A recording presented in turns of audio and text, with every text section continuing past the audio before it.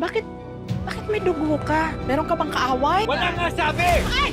Ang nakaraan sa tadhana. Chang! Ano nangyari? Umalis lang ako pagkabalik ko rito. Nakabagsak na siya.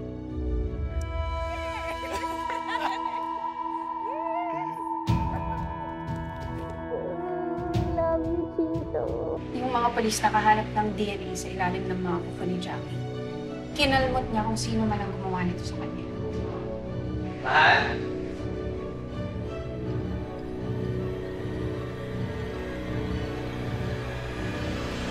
Nabubulag na yata sa pag-ibig si Gina, kaya't hindi niya nakikitang niloloko na siya ni Chito. Hanggang kailan magiging biktima si Gina ng peking pag-ibig? Alamin natin ang mga pangyayari sa huling bahagi ng ating kwento dito lang sa Tadhana. Chito, anong ginagawa mo dito?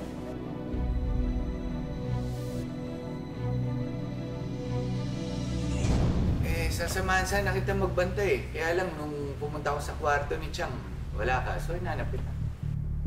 Ikaw nga si Alex, hindi ako nagkakamali. Ikaw na naman? Di nga kita kilala. Habang tinitignan kita, mas lalo akong nakakasiguro na ikaw nga si Alex. Sira ulo ka, ha? Hindi porket babae ka, hindi kita papatulan, ha? Sige, hindi na ako natatakot sa'yo. Ikaw ba gumawa niya kay Jackie? Ikaw ba? Hindi ko kilala yan. Sino ba Jackie pinagsasabi mo? Gina, ano ba? Maniniwala ka ba sa baliw na to? Ha? Hindi ko nga to kilala at hindi ko kilala yung Jackie na yan. Pero ako kilala mo ko. Teka lang. Alam mo kung susunod ka lang dito sa siraulo to at maiirali mo yung kabobohan at katangahan mo, mas mabuti pa maghiwalay na tayo.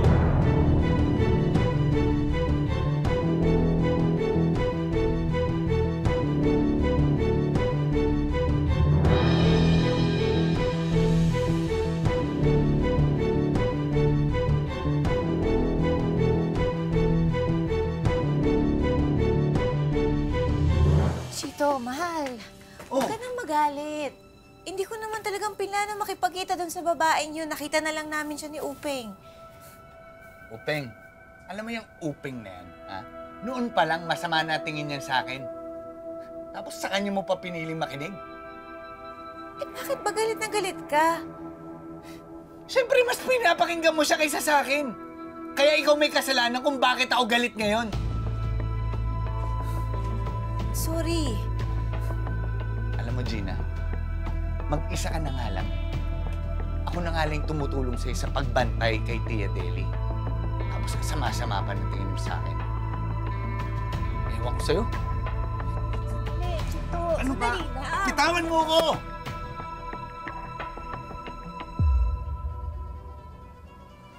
Ba't may kalmat ka sa leeg? Ano nangyari dyan? Wala kang pake. Tira!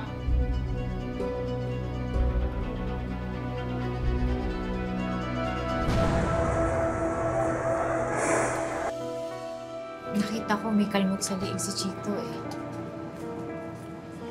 Tingnan mo to. Ito yung gusto ko pakita sa'yo dati. Tingnan mo maigi. Mas mahaba lang yung buhok ng Chito dito. Tapos, mas kuminis yung balat, mas tumangos yung ilong. Sabi naman ni Jackie, mas kayo manggi daw siya noon. Pero tingnan mo yung mga mata, oh. Di ba pareho-pareho? Tingnan mo. Wala ka bang ibang picture? Wala na nga eh. Lahat kasi ng mga pictures niya, tinangay niya nung iniwan niya ako. Pati na rin yung cellphone ko, yung laptop ko, yung mga online accounts ko, sinarado niya. Ito na lang talaga yung natira kasi pinasok ko to sa diary ko at nakatago, hindi niya nakuha. Malalaman din natin ang totoo. Bes, sigurado ka ba? Hindi ba yung nangyari kay Jackie? Ano, malakas ang kutob ko, hindi talaga aksidente yung nangyari kay Chadeli eh. Baka mamaya ikaw na yung tuluyan niya. Hindi natin kilala kung sino talaga ang Chito. Okay lang ako, Bes. Kung talagang manloloko si Chito, sisiguraduhin ko wala na siya ibang manloloko pa ulit.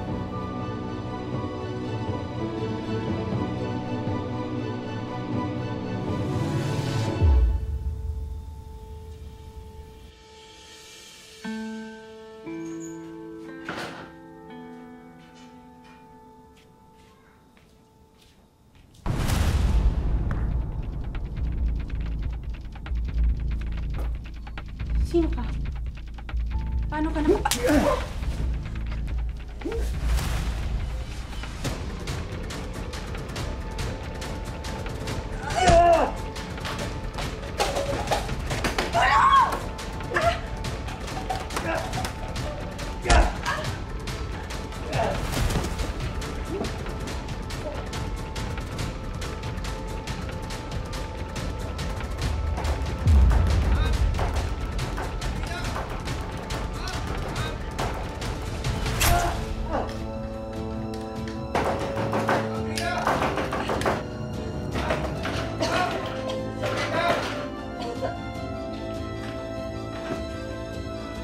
Ma'am! Ma'am, okay na kayo? Ay, may tao, may tao. Saan po? Doon, bilis!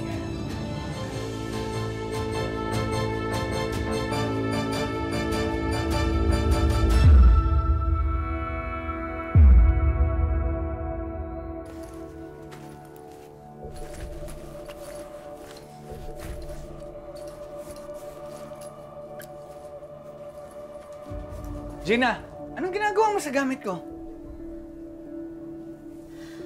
Bigla ka kasi umalis kahapon eh. Tinatawagan kita, patay yung phone mo.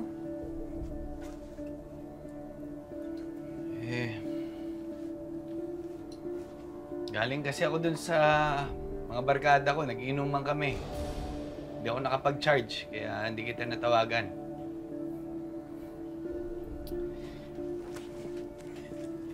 Ang totoo nga niyan, kinausap nila ako.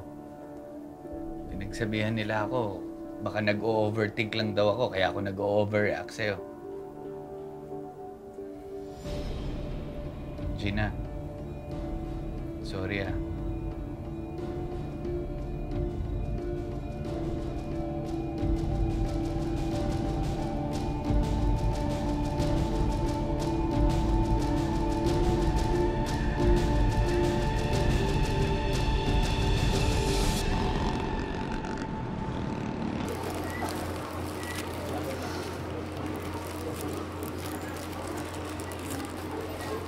Bes, meron ka bang way na makontak natin si Frida?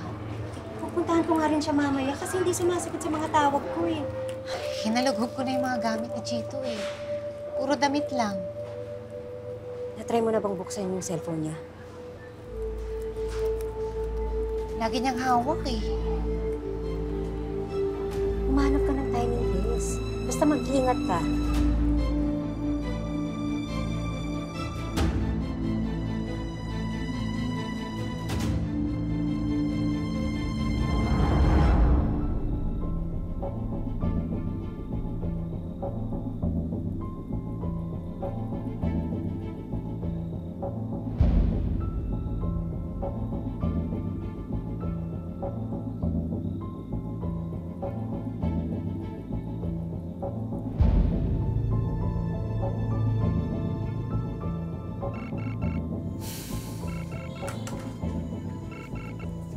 Hello, Bes. Bes, papunta na ako sa bahay ni Frida. Sarado na sa warehouse niya eh. Mababalitaan kita pag nakausap ko na ha. Ay, ikaw. Kamusta yung Operation Kalkal cellphone? Ito nga eh, kaya lang hindi ko mabuksan.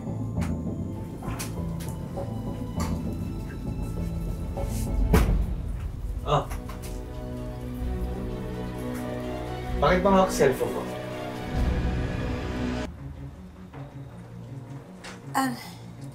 Kasi nalobat ako eh. Makikisaksak sana ako kaya lang tumawag si Upeng. Upeng, andito si Chito. Mag-hello ka? Ay, hindi na. Oh, salamat sa pagbantay mo kay Chang. Bye. Ikaw nagpapalasong ka na naman ng utak dyan sa Upeng na yan, ha? Hindi naman. Nakiusap nga ako sa kanya na pwedeng siya muna magbantay kay Chang sa ospital eh. Kasi gusto kitang makausap. Kasi ayoko na nagalit ka. Ako din naman. Ayoko. Kaya pwede ba? Huwag kang basta-basta maniniwala kung kani-kanino. Magtiwala ka lang sa akin.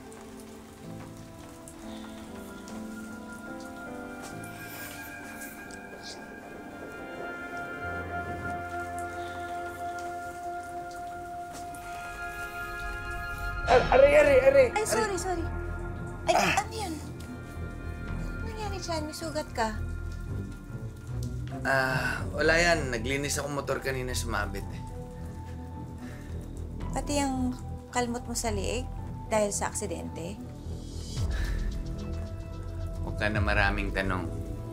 Malayo yan sa bituka.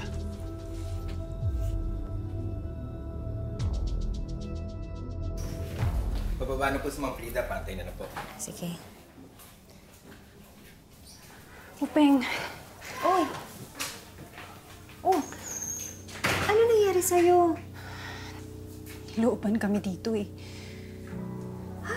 Eh, bakit hindi mo sinabi sa amin? Tumatawag ako sa'yo kagabi, hindi mo sinasagot. Pasensya na, Upeng. Kinailangan ko lang muna talaga magpahinga. Tingin ko kailangan ko muna lumayo kasi baka mamaya balikan pa ako dito. Ano, nakilala mo ba yung gumawa nito sa'yo? Hindi nga eh. Naka-helmet siya. Pero nanlaban ako, Upeng. My only regret is hindi ko napuruan yung hayop na yun.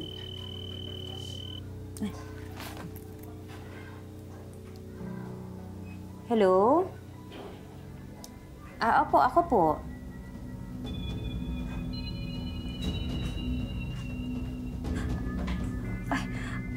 Nagising na po si Jackie. Ay, sige po, salamat po. Kuya Rodi, ihanda mo na yung sasakyan. Diretso na tayong hospital. Sige po, ma'am.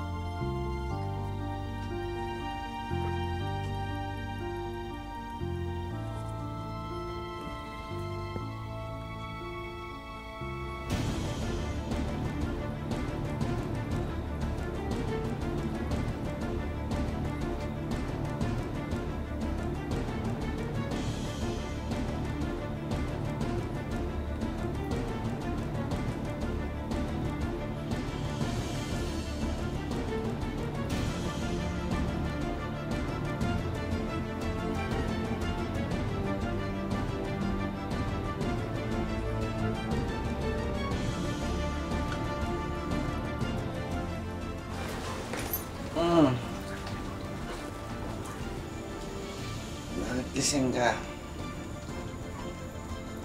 Kuha akong tubig. Nauuhaw ako eh. Ako. Bilisan mo lang. Balik ka na.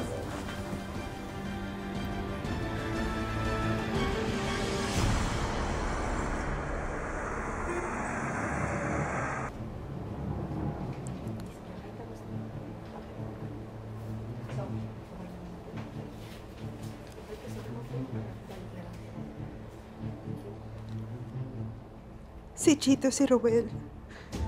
Siya rin si Alex. Nasa panganib tayong lahat.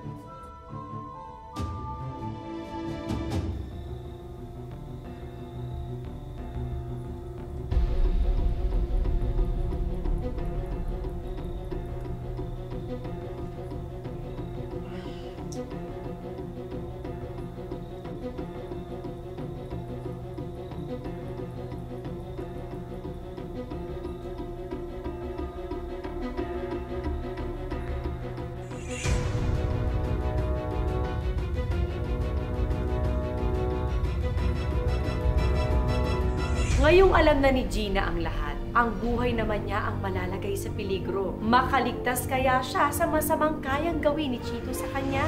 Sabi ko na nga ba? Nagpanggap siyang rider. Sumakay ako. Welcome po, ma'am. Dinala niya ako sa madilim na lugar. Kuya, bakit? Ihilang ako.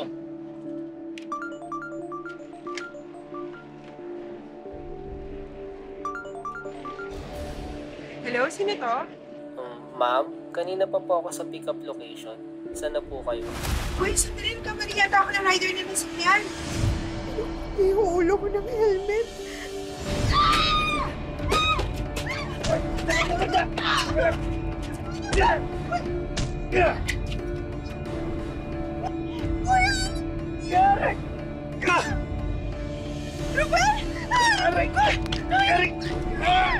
Aray! Walang yakap!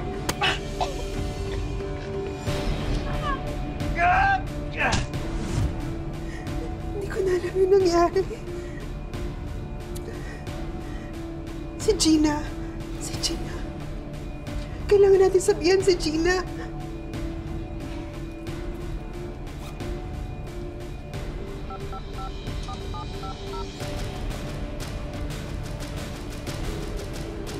So, sana wala po nangyaring masama sa kanya. Gina! Gina! Gising na si Jackie. Si Chito, si Ruel. Tamang hinala natin siya. May kagagawa ng lahat. Alam ko. Nabuksan ko na yung phone niya. Nakita ko na lahat ng ebidensya ng panloloko niya. Scammer si Chito.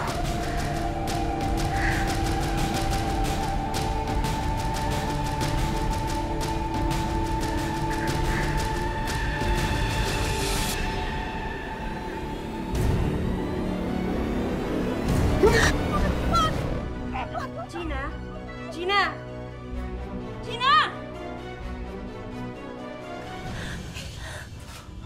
Kasalanan ninyo lahat kung ano man ang mangyari dito sa kaibigan ninyo.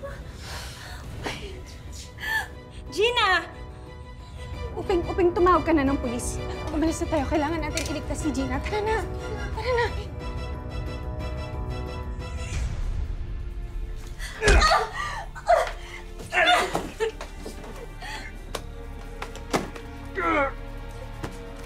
Hayop ka! Mas hayop ka! Hindi ko naman talaga gustong manakit eh. Kaya lang sagabal kayo sa mga plano ko.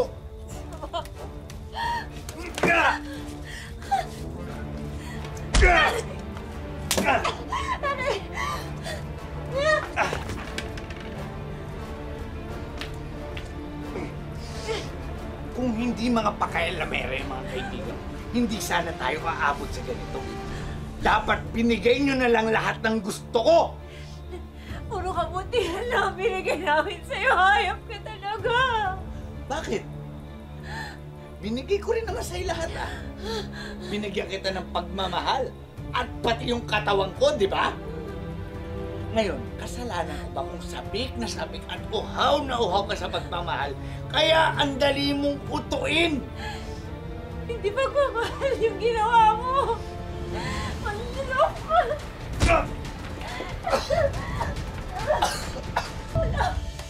Wala makakarinig sa'yo dito! Hayop ka! Ikaw rin siguro na nakikitsyang. Katulad ka niya, pakialameres eh!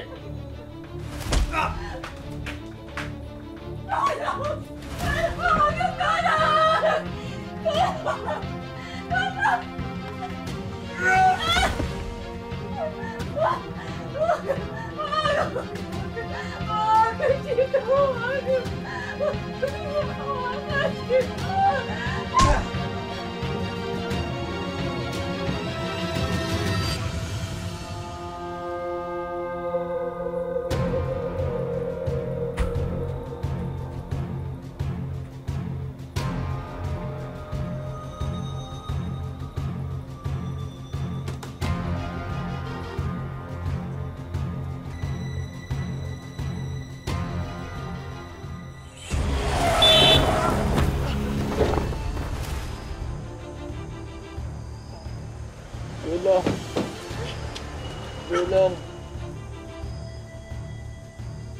Tulong. Gina! Gina! Gina!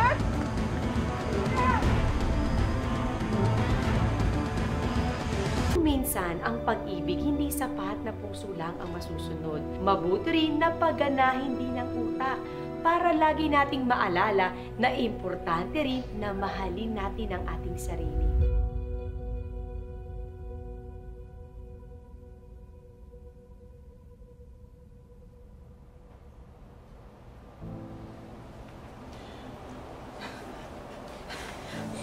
Mabuti gising ka na.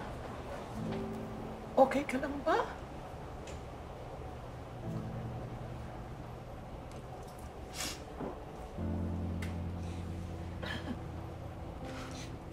Gina, may magandang balita sa'yo si Chadeli. Yung bukol daw. Benign.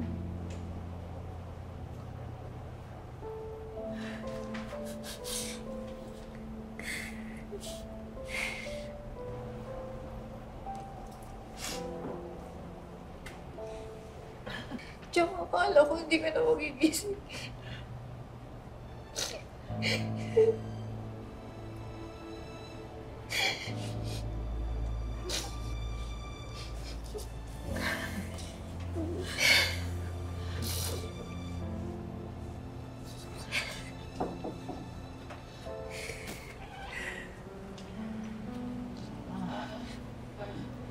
Chadeli, siya po si Jackie at siya po si Frida.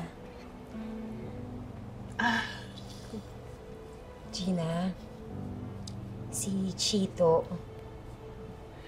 Si Chito ang tumulak kay Chadeli. Siya din yung may kagagawan ng lahat ng nangyari.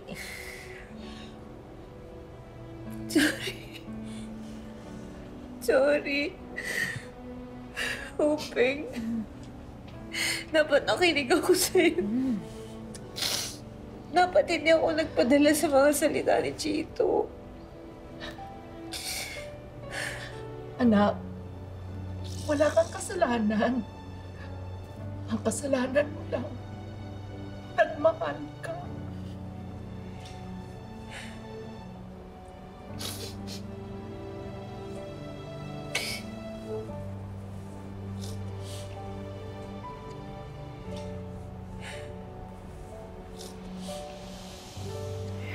Bukod kaya sa ating tatlo, may iba pa kayang naloko si Rowel? I mean, si Alex? No, si Chito, or kung ano mang pangalan niya. Hindi na mahalaga kung sino siya talaga. Ang importante, wala na siya mabibiktima pa.